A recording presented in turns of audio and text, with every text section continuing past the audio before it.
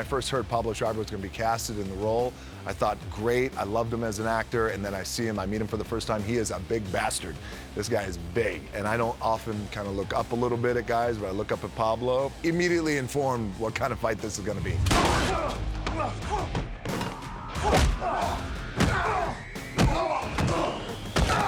I was supposed to have the advantage, but Dwayne's so darn heavy, you know? The man works out like a beast.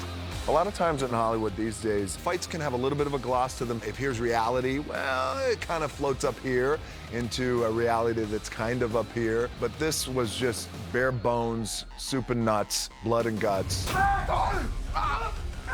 It's a fight that I'm very proud of in the movie. Both Dwayne and Pablo did an incredible job, as did our stunt coordinator, Alan Poppleton, and J.J. Perry, our second unit director. Here we go, ready, and 3, 2, 1, go!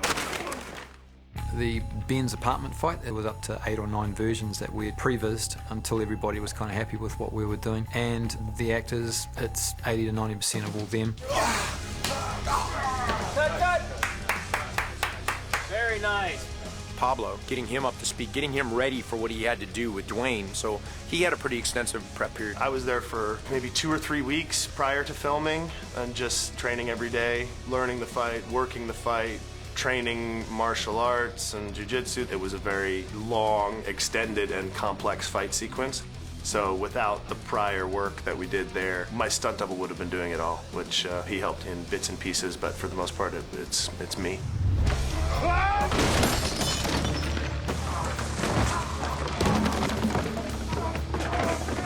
I match his height pretty closely. I'm one of the few people that Dwayne has fought in on-screen fight that is 6'5", as he is. I unfortunately don't weigh 280 pounds, so he's got me by a few pounds there.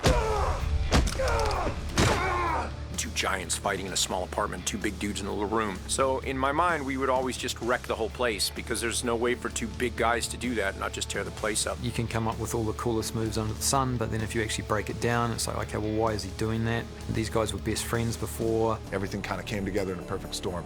The fight is very emotional, it's very visceral, it's very dirty, and it's very raw, and it's very intense.